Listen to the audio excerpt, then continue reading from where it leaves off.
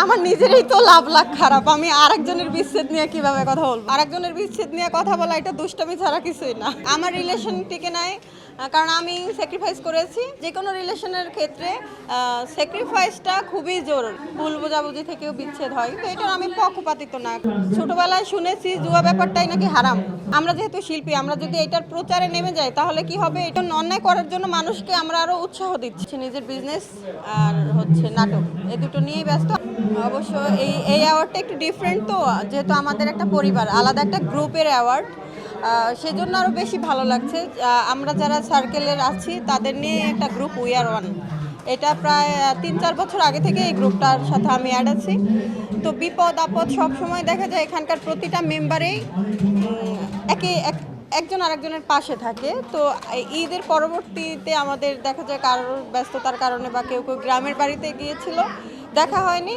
তো সেই সুবাদে সবার সাথে একটা গেট টুগেদার, তারপরে আবার প্রাইজ, এরপরে অ্যাওয়ার্ড তো আছেই। খুবই ভালো লাগছে এরকম একটা প্রোগ্রাম আমাদের জন্য তো খুবই ভালো লাগারই ব্যাপার। এখন তো আবার কোরবানির জন্য নাটকের শুটিং নিয়ে ব্যস্ত হয়ে গেছি।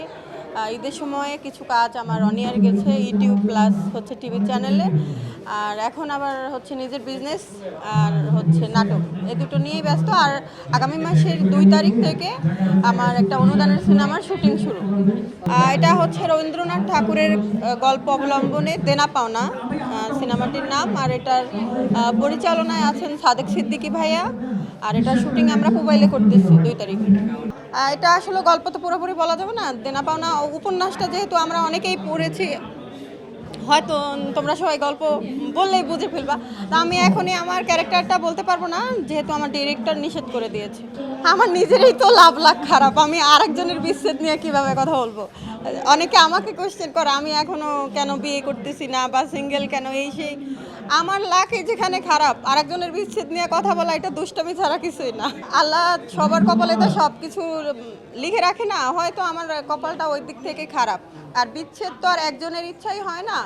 আপনি যে ব্যাপারটা জানতে চাইলেন, এটা হয়তো দুইজনের মনোমালিন্যতা থেকে বা আন্ডারস্ট্যান্ডিং হয় না, অনেক সময় ভুল বোঝাবুঝি থেকেও বিচ্ছেদ হয়, তো এটা আমি পক্ষপাতিত্ব না। যে কোনো রিলেশনের ক্ষেত্রে স্যাক্রিফাইসটা খুবই জরুরি। আমার রিলেশন টিকে নাই, কারণ আমি স্যাক্রিফাইস করেছি। অন্য সাইড থেকে আমাকে বুঝতে পারে নাই। আপনারা আছেন মিডিয়াতে, আমরা আর্টিস্ট বলে আমাদেরটা মানুষ জানে। আপনি যে খোঁজ নিয়ে দেখেন, মিডিয়ার বাইরে যারা আছে তাদের আমাদের চেয়েও আরও বেশি ঘটনা প্রতিনিয়ত ঘটছে। তাদেরটা পাবলিশড হয় না, তারা পত্রিকার সামনে আসে না, তারা এরকমভাবে ইন্টারভিউতে এসে কথা বলে না, এই জন্য তাদেরটা কেউ জানে না। ছোটোবেলায় শুনেছি জুয়া ব্যাপারটাই নাকি হারাম। জুয়া সম্পর্কে আমার ওরকম একটা আইডিয়া নাই, আমি এটার সাথে পরিচিত না, আর এই ব্যাপারে কোনো কমেন্টও করতে চাই না।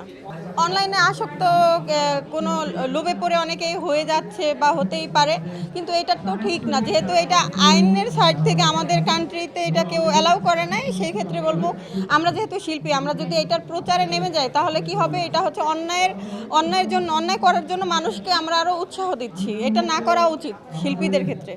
না, এখনও ঈদের সিনেমা দেখা হয়নি, কারণ আমি গ্রামের বাড়িতে ছিলাম। আর দেখার ইচ্ছা আছে, আবার টিকিটের ব্যবস্থা হয়নি, আর একাও যেতে ইচ্ছা করে না, যাবো, এখনো দেখা হয়নি।